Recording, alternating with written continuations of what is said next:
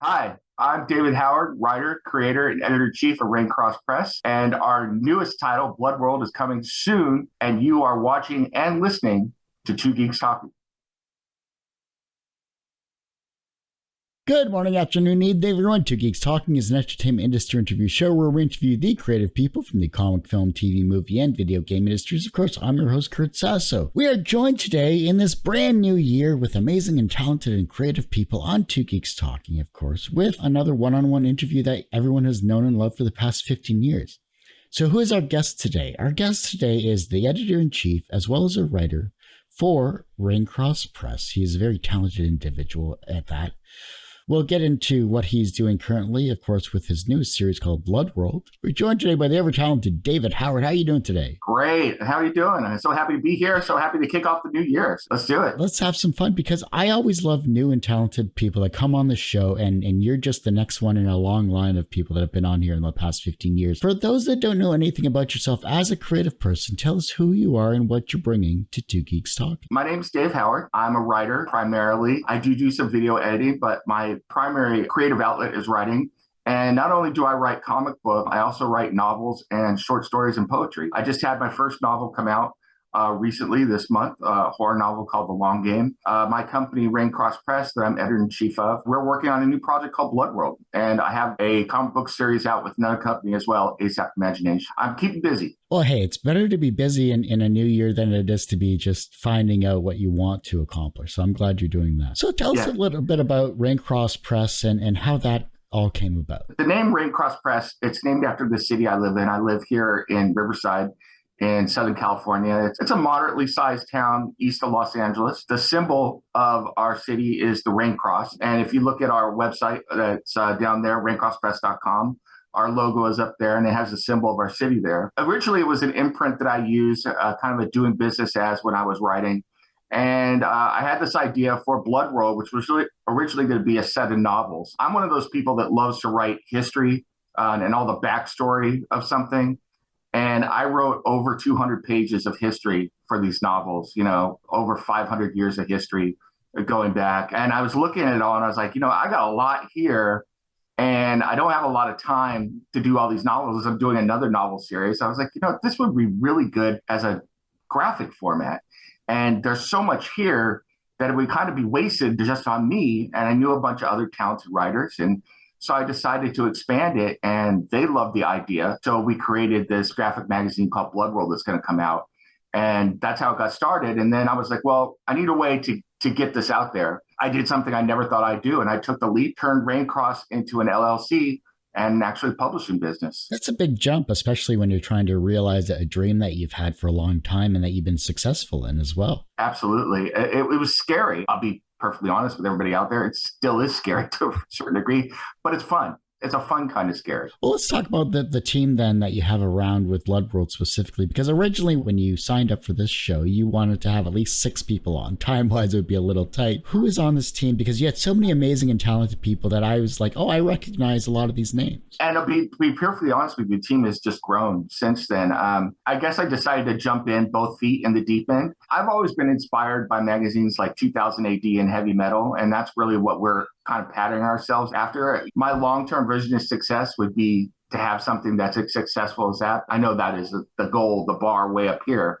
That was the vision here, is to have an anthology that has all these stories in the Blood World universe. So I brought in a number of writers first, and we started writing stories and kicking around ideas, and I told them about my ideas. First to come in was a group of people that I know through a podcast that we do. We do several podcasts for Comic Crusaders. That was David Taylor II, Jeff Bracey, and Steve Sellers. Those three, we've been associated with each other and friends with each other for several years now. I really respect them creatively, and they love the whole idea. And then Steve introduced me to Mike Nunneley of Omen Comics, and we've gotten to be very good friends as well. And so Mike came in as well, and I talked to him about it, and he was incredibly excited about this as well. And this is his first time writing for somebody else. They came in and started pitching ideas and pitching stories, and we kicked that around. We got that all going, and I've written several stories for the issue as well. It came time for artists, and so the magazine right now is slated to be over 80 pages in length. One artist that would take a long time to do. Plus, one of the things I loved about 2000 AD is it always highlighted new artists, lots of different art styles.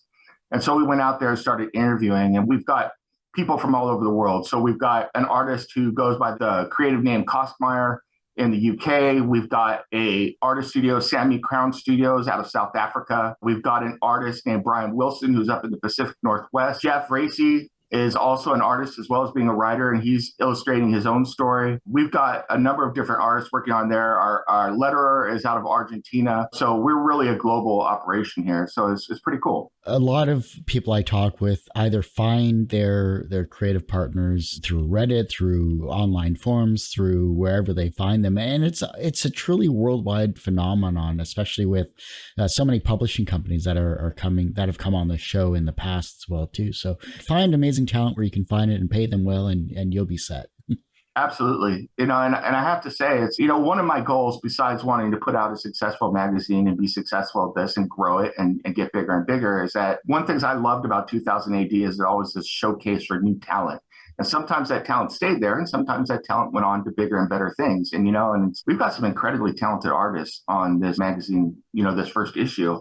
And if they go on to bigger and better stuff, I say, God bless, I hope that you go on and be successful. Just don't forget about us, So you always remember your first comic or your first creation that you've ever done here as well, too. For yourself as a creative person that you are, whether it's as writing for prose or for comics, what was the hardest part about being a writer? Is it the beginning, the middle, or the end of your process? I would definitely say it's the end. The beginning is difficult because to go from the idea phase to actually getting going, sometimes for me, at least, it takes a little bit of kick in the butt because I could sit there and just ruminate on story ideas forever. To actually sit down and start the work, getting it on the page, not dwelling on it. Sometimes I dwell on each word and it's like, no, I got to get it out of my head and onto the screen first. But the ending is the most difficult, is really letting it go. I can get very, there's no other better way to put it. I get anal about trying to craft each word. And it's like at some point, you got to let that baby go and let it go out into the world and stand on its own. So your thesaurus can only help you so much, right? Exactly. Plus, you drive editors crazy that way if you keep doing that all the time. Eventually the editor's like, look, I've edited this thing about 20 times. It's time to let this thing go. Revision 46B / whatever, I changed this period to double space. Sorry, Exactly. Then let's look at the world of Bloodworld. From the images I've seen and in synopsis I've been able to read as well, it looks like a sci-fi epic. It looks like kind of Blade Runner-esque. But tell us what Bloodworld is all about. Originally, it was called Bloodworld because my original novels were going to be set around this one group within the universe called the Soul Scientific Symposium.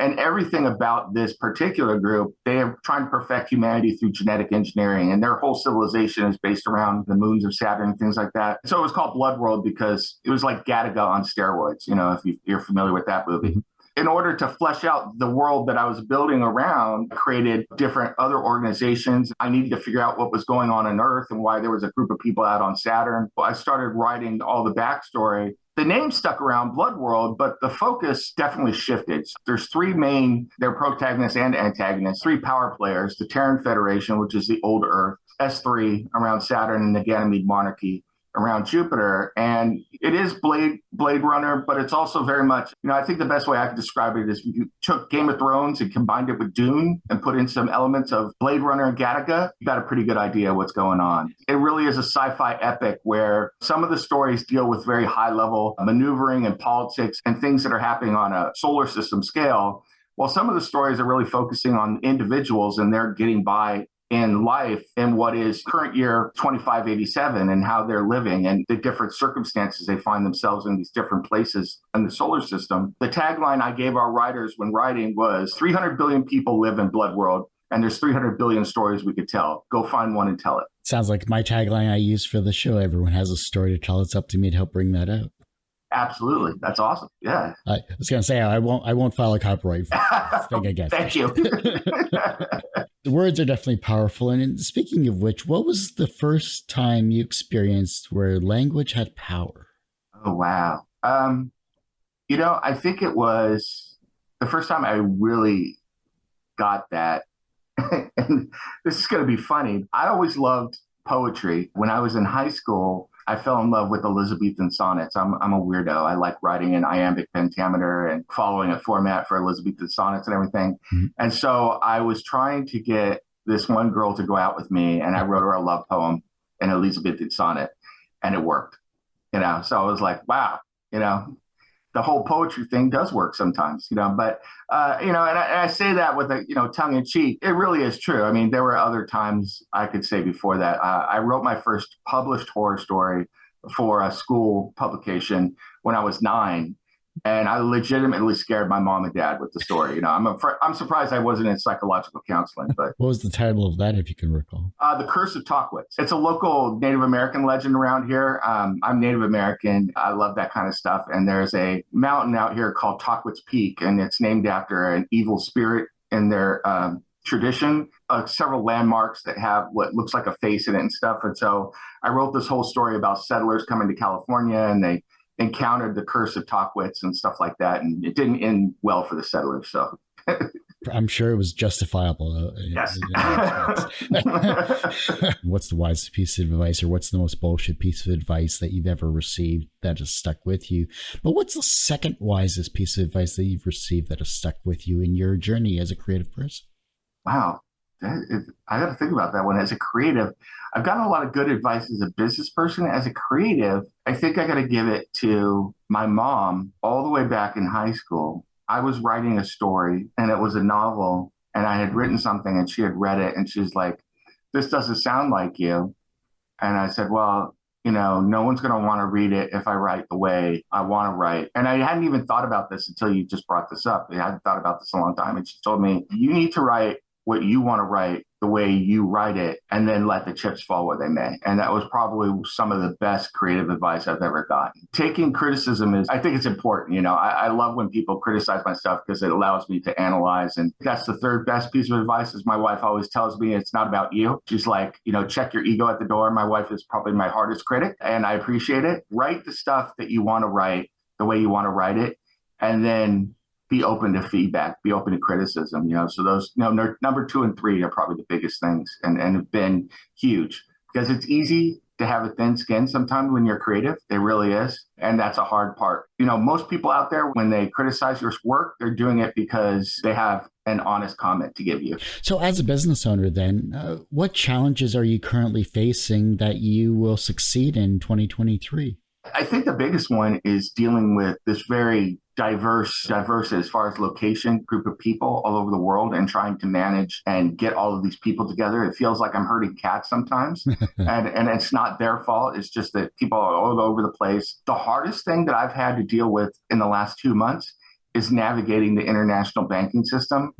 So that I could pay people internationally and not be on the radar of the FBI and the IRS. So that was a definite challenge. I mean, just to pay a couple artists, it took me half a day just to figure out what I was doing and how to get it all set up. It's pretty crazy, the hoops you had to jump through. It got taken care of. I was ready to go and have that break you were talking about with the alcohol and or weed. So,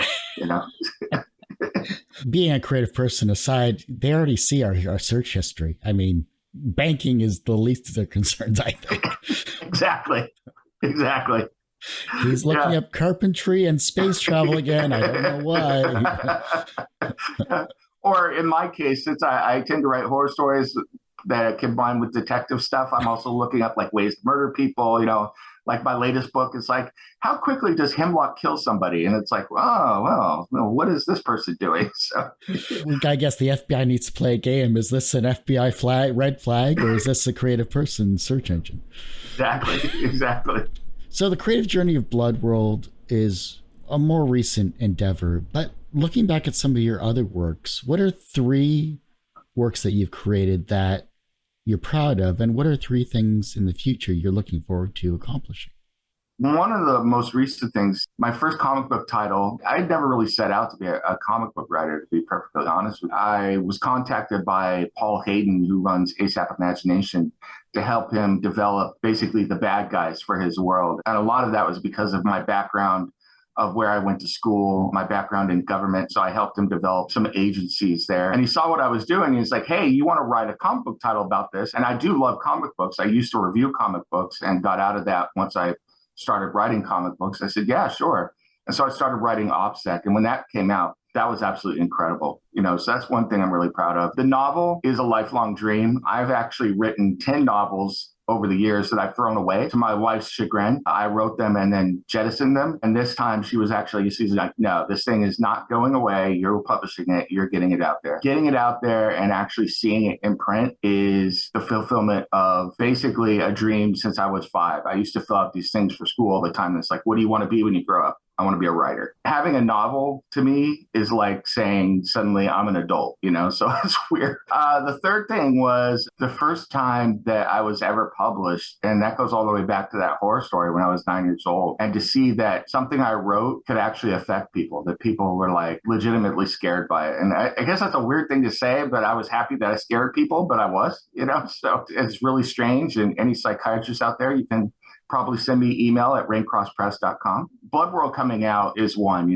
so right now we're going to be having the campaign starting at the end of January and getting that first issue out. And then this particular title to be quarterly. Second is I'm working on a young readers series. The first series is to be 3 young reader books about business women you've never heard of. And I think it's really cool. One of them, the lady who founded Pepperidge Farms and why she founded it. It's just an incredibly cool story. And I want kids to be able to read this and hear about these people that they never heard about. Her story is amazing. She stood up to big corporations and the government when they tried to take her company from her. And she did it all to provide for her son who was sick. So just an incredible lady. So I'm looking forward to working on that. And then 3 is that, once Blood World and Raincross get off the ground and we get going, my next step there is that we really want to do some sort of toy line or something like that to go with our Blood World figures, so I'm looking forward to that. I've already started planning for that, but that's probably a couple of years in the future. It's never too early to start planning for that kind of stuff. Everyone has one person in their life that inspired them on their path to where they are today. Who was that for you? Yeah, I think we're going to have to apologize to my dad. I'm going to have to say my mom. She got me started at reading at a very early age. I started reading at 3, and she started me on Tolkien at 6. And then it was, Brave New World in 1984 and on from there, and it just spiraled out of control. And love of reading led to love of writing. All of that got started with my mom, introducing me to the written word. And my dad was always giving me that stuff as well. But my mom is the big sci-fi/fantasy nerd in our house. From a professional standpoint, you've created a new business with Raincross Press. You are a talented writer, and now you've dipped your toes into the wide world of comics as a writer as well, too, creating Blood World with many amazing, talented people. So professionally, you're successful in that regard. Do you consider yourself personally successful? I would say I'm a success in training. I'm always learning new stuff, which is great, frustrating sometimes. I think one of the things that's a good and a bad for me is that I'm never satisfied. It's like I'll be satisfied for a little bit and then I want to do the next thing. And so it drives me. Sometimes I got to sit back and be like, whoa, this year, I have to take stock of, what I've accomplished this year. And it was a lot. That just means that I want to do more next year. Bigger and better things, but I got to sit back and enjoy the stuff that I've done as well. So, yeah, so I'd see success in training. That's a new one. I haven't heard success in training before. So that's good. I like that. Thanks.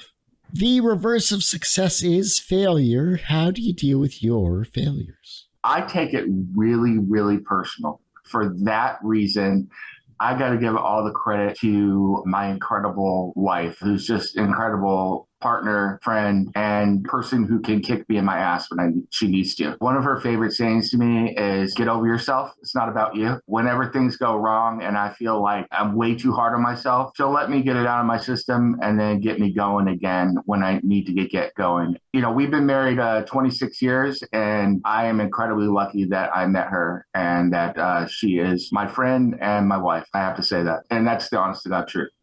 The younger generation is looking at your work and they're becoming inspired and creative in their own way, whether it's as a writer or a comic book creator of some kind, or maybe starting their own business. Who knows? How can they inspire the generation that follows them? I think the best way that you can inspire the generation that follows you is to get out there and not only build upon the success of the people who came before you, but lay the groundwork and open the door for the next generation to follow. So, early in the interview, I talked about how one of the things I'm looking forward to is getting these artists in here and writers in here. And if they go on to bigger and better things, so be it. And I think that can be difficult sometimes, especially for people that want to be successful, that are driven, you want to hold on to it, and sometimes we want to be greedy. We want more for ourselves, and that's fine to want personal stuff. But at some point I'm gonna leave this world, and it's like, and then the next generation is gonna step up. I think helping the next generation come up and be successful and then build on the things I've done, not only does it help them, it builds on your legacy as well, because you've been a mentor to them, you've been a facilitator to them. I do have to say I give a lot of credit for that from my time when I was in the military, because you're always moving up. And if you don't train the people under you to be able to take your place, then the whole system fails. You really learn to train those leaders, to train those people to be able to move up into your position as you're being trained by the people above you to move up as well. So that was a valuable lesson I learned when I was in the military. If your life was a book or a comic book, what would its title be? And because I like music, what would its soundtrack be? Oh, wow. I think the title of the comic book, and it would be in the style of Dirk Gently's Holistic Detective Agency by the great Douglas Adams, it would be The Zen of Being Me. Because I have not often found myself where I intended to go, but I've always found myself where I needed to be. So that is basically the story of my life. The soundtrack, it would be a lot of my playlists, which would be an eclectic mix of music from everything from rap to heavy metal to classical music, and with a little bit of show tunes thrown in as well. So we have similar tastes. Awesome. I mean, do you have your towel available as well? Just saying. Yes, I do. It's always ready to go, So, but don't panic, right on the front. That's the tagline on the insert in the forward there. Don't panic. Yeah, yes, exactly. Well, David, I do hate to say, but that ends this particular episode of Two Geeks Talking. I want to thank you so much for coming on the show. Thank you. It was a blast. I had a great time, and it's always fun to find somebody who enjoys Douglas Adams as much as I do. So, before I let you go, where can we find you and how can we support not only yourself, but Raincross Press and the other talented people you have working with, of course, your amazing series? Instagram and Twitter. You can find my personal social media is at NemesisFC2. Long story short, that is a soccer team I used to play on. The official Instagram, Twitter, and Facebook accounts for Raincross Press are at Raincross Press, just the way it's spelled down below. If you go to Indiegogo starting January 30th, campaign for Blood World is kicking off on January 30th. Really looking forward to that. Come check it out. And just a real quick plug, if I could, our initial tier for Blood World is you will get 86 pages of Blood World plus 2 free comic books from various creators that have donated the comic books to us. So you'll get over 120 pages of content for $10 digitally. Come check it out. Well, like I said, that ends this particular episode of Two Geeks Talking. You can, of course, find this interview and 1,000+ others quite literally on our website, tgtmedia.com, or our more updated website, youtube.com/c/tgtmedia. We do have our podcast back as of this year, which is all of 2022 is uploaded currently. Our twogeekstalking.podbean.com. You can find it on every single streaming service available. And as I say every week, everyone has a story to tell. It's up to me to help bring that out. Thanks for listening and watching on Two Geeks Talking.